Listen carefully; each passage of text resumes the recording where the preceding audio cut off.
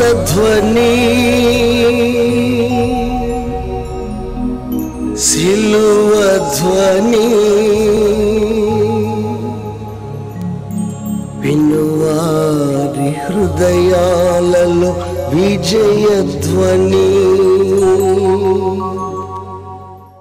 దేవుడి నామంలో వచ్చిన ప్రతి ఒక్కరికి కూడా వందనాలు. అలాగే మన సంఘ పెద్దలకి, మన సంఘ కాపరస్తులు, పాస్టర్ గారికి, పాస్టర్ గారి ఫ్యామిలీకి దేవుని నామంలో ప్రత్యేకమైన వందనాలు.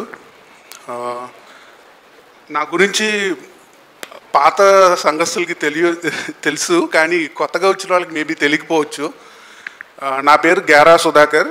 నా తల్లిదండ్రులు గేరా వెంకటేశ్వరరావు, గేరా అంజలి. నాకు ఒక తమ్ముడు, చెల్లి ఉన్నారు. పెద్దనాన్న గేరా విజయసారథి, పెద్దమ్మ గేరా రమ్య.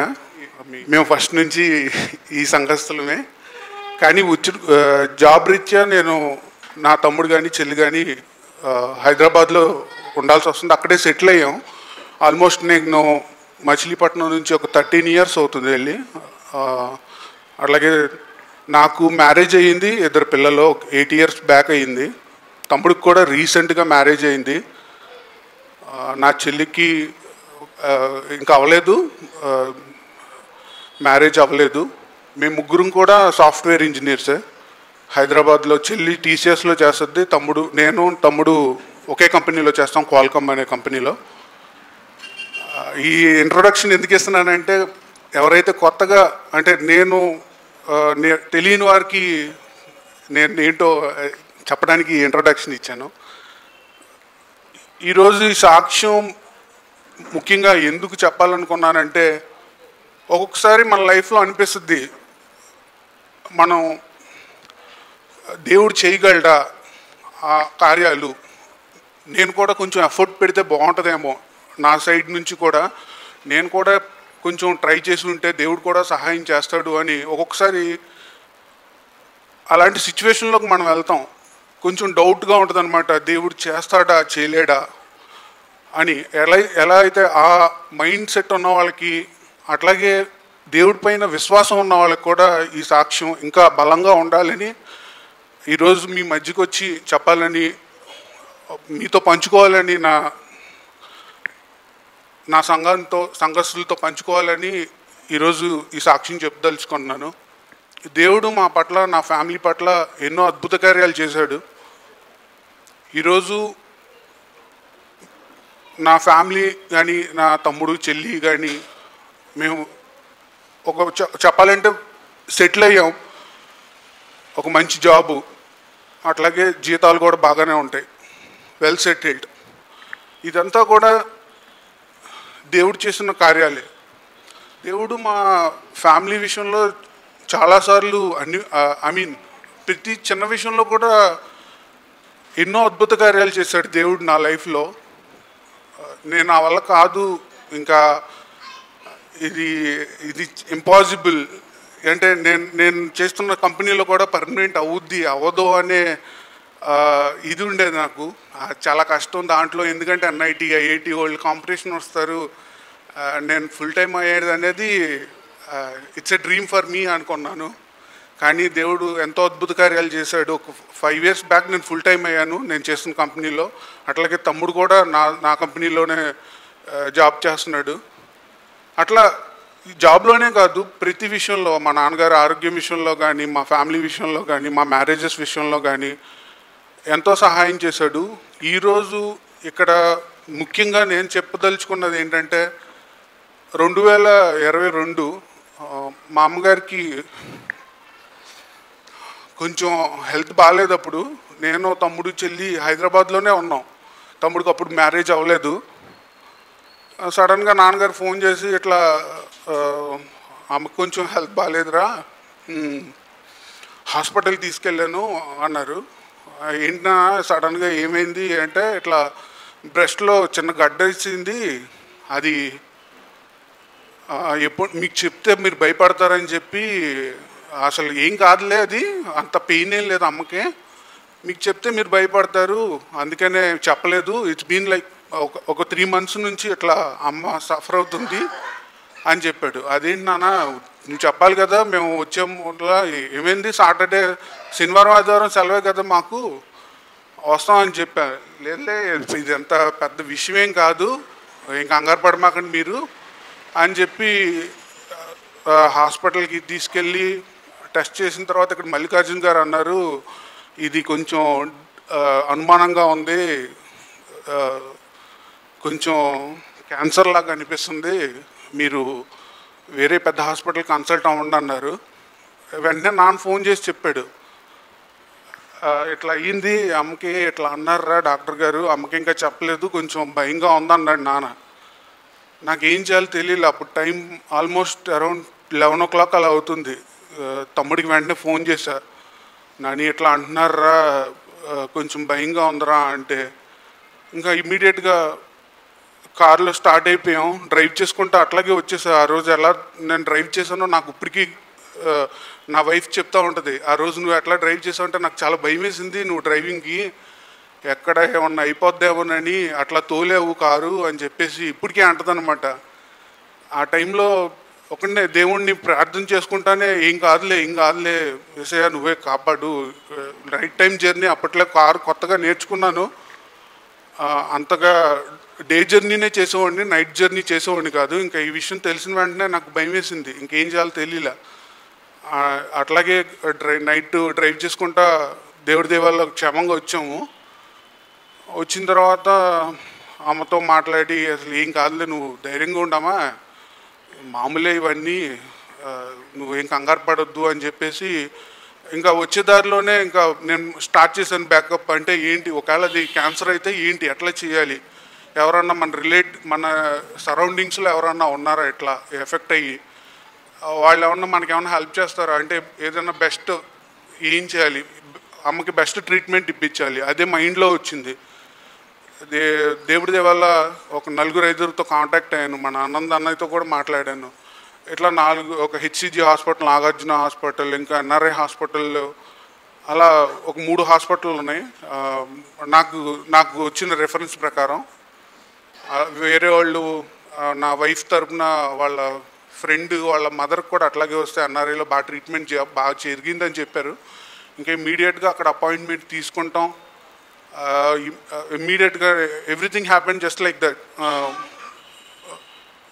ఒక 2-3 డేస్లోనే అంతా అయిపోయింది. వెళ్తాం, అడ్మిట్ అవుతాం, ఆపరేషన్ జరగడం. ఆ తర్వాత నుంచి ఏంటి పరిస్థితి అంటే, ఆపరేషన్ అయ్యింది, నెక్స్ట్ ఏంటి అనేది కొంచెం భయం.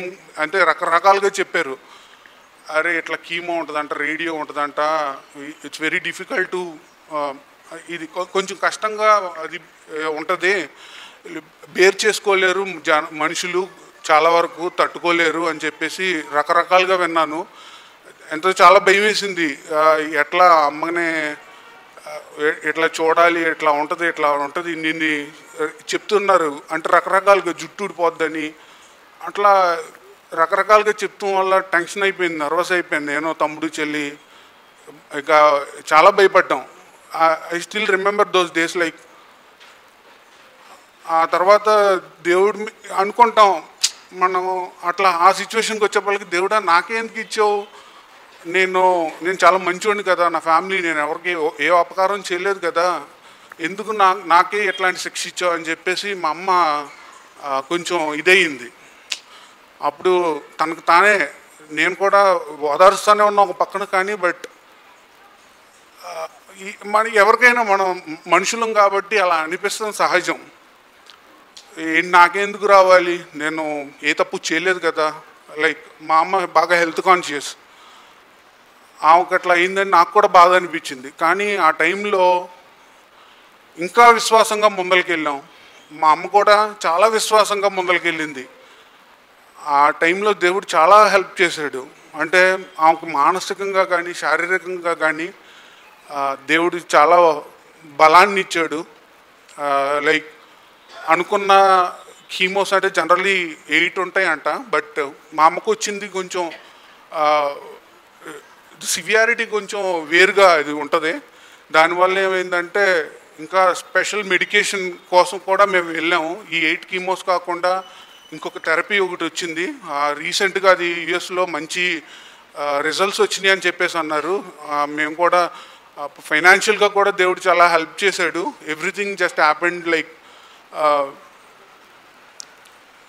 నా నాకు తమ్ముడికి చెల్లికి కూడా ఇన్సూరెన్స్ ఉన్నాయి, కార్పొరేట్ ఇన్సూరెన్స్. లైక్ వాళ్ళు కూడా చాలా హెల్ప్ చేశారు. దేవుడిని ప్రార్థన చేసాం, ఇది ఖర్చుతో కూడుకున్న పని. ఒక్కొక్క టార్గెటెడ్ థెరపీ 75,000 అన్నారు. కీమోకి ఇంకొక 11,000. ఓవరాల్గా ఒక్క సిట్టింగ్కి అరౌండ్ 90,000 అన్నారు. అట్లా 12 సార్లు పెట్టాలి, 90,000 అవుతుంది అన్నారు. ఆ టైంలో అంటే ఫైనాన్షియల్గా ఉన్నా సరే దేవుడు నువ్వు భయపడమాకరా, నీకున్నాను నేను అని చెప్పేసి నాకు నా ఫ్యామిలీకి ఎంతో అండగా నిలబడ్డారు.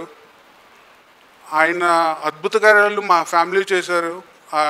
ముఖ్యంగా అమ్మ ఆ టైంలో మానసికంగా చాలా నలిగిపోయింది. ఆ మానసికంగా దానిలోంచి బయటికి రావడానికి కానీ, ఆరోగ్యపరంగా ఇదవ్వటానికి కానీ దేవుడు ఎన్నో అద్భుత కార్యాలు మా లైఫ్లో చేశాడు. ఇదొక గొప్ప కార్యం నా జీవితంలో. మళ్ళీ ఆ తర్వాత వెంటనే రేడియోథెరపీ, ఆ తర్వాత కొంచెం స్కిన్ చేంజ్ అవ్వటం అట్లా అయ్యింది. కానీ ఇమీడియట్గా ఆమెకి బెస్ట్ ట్రీట్మెంట్ దొరికింది యాక్చువల్గా. దానివల్ల తను త్వరగా కోలుకుంది. అట్లాగే ఈ ట్రీట్మెంట్ కానీ ఏదైనా కానీ అంతా దేవుడి వల్లే సాధ్యమైంది. ఆమె మానసికంగా చాలా చాలా డిప్రెషన్లోకి వెళ్ళిపోయింది. ఎంత డిప్రెషన్ అంటే ఇంకెందుకురా ఈ బతుకు, ఈ జీవితం అన్న ఆ వే ఆఫ్ మైండ్కి వెళ్ళిపోయింది ఆమె. ఆ టైంలో నా ఫ్యామిలీ కానీ ప్రతి ఒక్కళ్ళు దేవుడి మీదే ఆధారపడి ఉన్నాం. ఆయన చేసిన అద్భుత కార్యాన్ని మీతో పంచుకోవాలని చెప్పి ఈరోజు ఇక్కడ సాక్ష్యం ఇవ్వాలనుకున్నాను. నేను ప్రిపేర్ అవుదాం అనుకున్నా, బట్ దేవుడే మాట్లాడిస్తాడులే నాతో అని చెప్పేసి ఈరోజు మీ ముందుకు వచ్చి ఈ సాక్ష్యాన్ని మీతో షేర్ చేసుకోవాలి. నా జీవితంలో జరిగినాయి అన్నీ కాదు, ఇది చాలా ఇంపార్టెంట్ నా జీవితంలో. నా తల్లి ఆల్మోస్ట్ ఒక డీప్ ఆఫ్ డిప్రెషన్లోకి వెళ్ళి మళ్ళీ బయటకు వచ్చి ఆత్మీయంగా కానీ ఆరోగ్యంగా కానీ మెంటల్గా చాలా హెల్తీగా తయారైంది. ఇప్పుడు మెడికేషన్ జరుగుతుంది, but she completely recovered. But ఇంకా మెడిసిన్స్ తీసుకోవాలి లైఫ్ లాంగ్ తీసుకోవాలి ఒక ట్యాబ్లెట్. ఇంకా డాక్టర్ విజిట్ కూడా ఉంటుంది ఎవ్రీ 3 months 6 monthsకి. ఆమె స్ట్రాంగ్గా ఉండాలి అని, అట్లాగే నా ఫ్యామిలీ గురించి మా గురించి ప్రార్థన చేయాలని,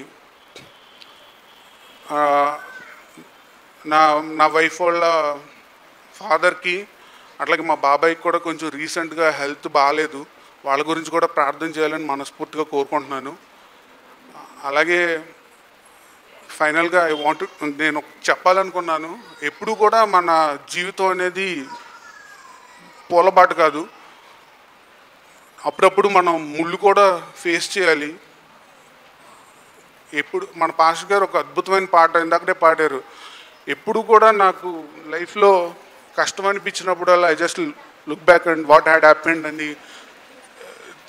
అనుకుంటే ఈ పాట చాలా నాకు హెల్ప్ఫుల్ అవుతుంది. ఎంత పైనమో అన్నది మనం ఎక్కడ ఆపకూడదు. అలసిపోయినా సరే మన ప్రయాణం అనేది ఆపకూడదు.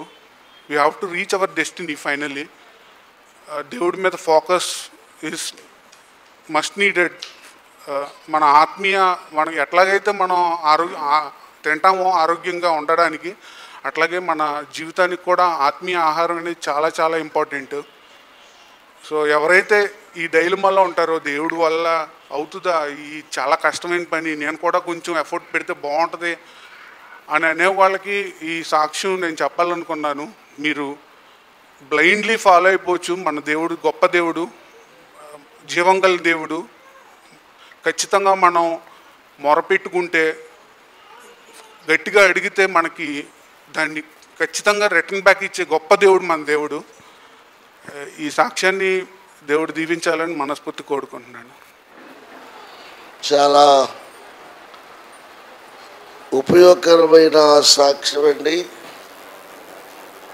ఇలాంటి సాక్ష్యాలు అప్పుడప్పుడు సంఘంలో వినపడుతూ ఉండాలి. సంఘానికి బలం, ధైర్యం. Praise the lord. మరి బాబు చాలా వివరంగా చెప్పారు. ఇంకా ఉన్నాయి, కానీ సహోదరి అంజలి గారికి కలిగిన బలహీనత, దేవుడిచ్చిన స్వస్థత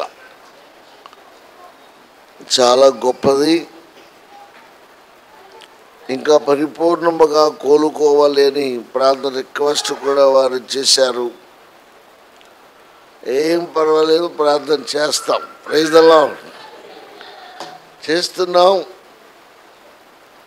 ఇంకా చేస్తూనే ఉంటాం. మాకు కూడా ఆశ్చర్యం అనిపించింది. అయ్యో అలాగా అలాగా అలాగా అలాగా అలాగా తిరిగి మళ్ళా కోలుకున్న తర్వాత ఆనందం కూడా కలిగింది. Praise the lord.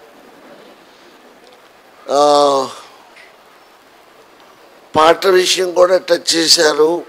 నిజంగా గొప్ప పాట. ఆ పాట ప్రభువారు ఇచ్చారు. మన జీవితంలో ఎప్పుడేం జరుగుతుందో తెలియదు, ఏ మలుపులో ఏముందో తెలియదు. ఎక్కడ ఏది జరిగినా ఈ జీవిత ప్రయాణంలో అలుపెరుగని ఈ జీవన యానంలో ప్రభు మనకు తోడుగా ఉంటే ఆటంకాలు కలిగినా మనం సాగిపోతూనే ఉంటాం. Praise the lord. ఆపే సాతానుడి కంటే కొనసాగించే యేసయ్య గొప్పవాడు. Praise the lord. లోకములో ఉన్నవాడి కంటే మనలో ఉన్నవాడు గొప్పవాడు. ఆయన కొనసాగిస్తూనే ఉంటాడు. ఈ పాట ఒక విప్లవాత్మకమైనటువంటి పాట. పిల్లలు కూడా ఎవరినొస్తారు ఎవరు రాండ్రు, బయట కూడా చాలా చక్కగా దీన్ని నేర్చుకుంటున్నారు. జీవితానికి అన్వయించుకోవాలి. మంచిది. ఈ పాటలో ఒక శరణం పాడుకుందాం, వెంటనే వాక్యంలోనికి వెళదాం. మంచి సాక్ష్యం ఇచ్చారు. బాబుని దేవుడు ఇంకా దీవించను కాక.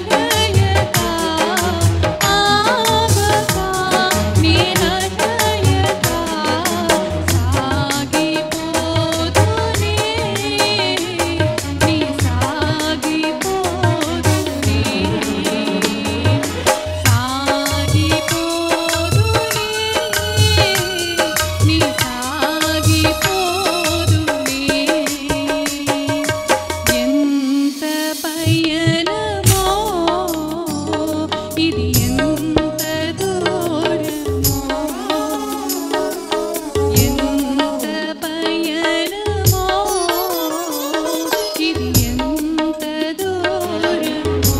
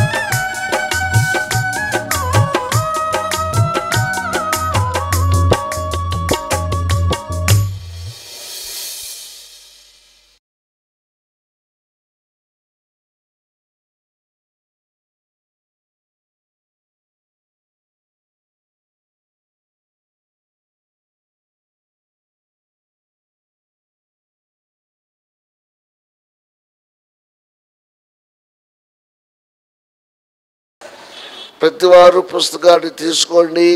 మీరు దూరంలో ఉన్న ఎక్కడున్నా జీవితానికి అన్వయించుకుంటూ పాడుకోండి, ఒంటరిగా పాడుకోండి. ఇంకెన్నో పాటలు.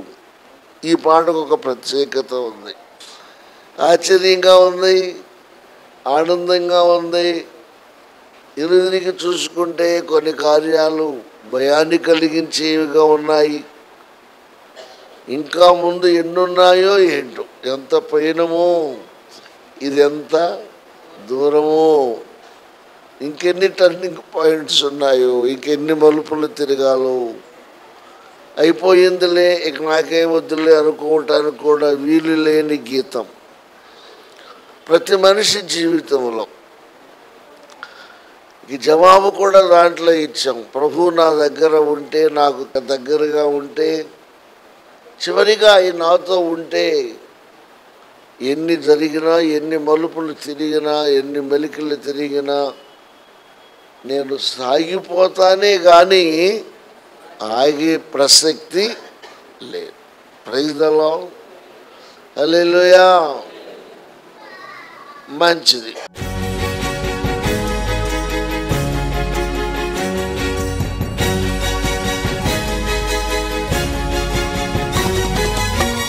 యేసుని మాటలు వినగా వినగా మనసుకు శాంతి, ఆత్మకు రక్షణ.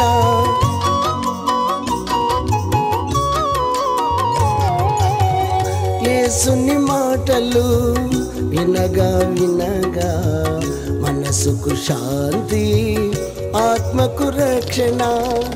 యేసుని మాటలలో విలువను ఎరిగినచో, యేసుని మాటలలో విలువను ఎరిగినచో నీ బ్రతుకంతా మేలే మేలుగా, నీ బ్రతుకంతా మేలే మేలుగా. వినగా వినగా యేసు సువార్త కలుగును హృదయాలలో విశ్వాసం. వినగా వినగా యేసు సువార్త కలుగును హృదయాలలో విశ్వాసం. అందుకే అందరూ రండి, కూర్చోండి, వినండి. అందుకే అందరూ రండి, కూర్చోండి, వినండి.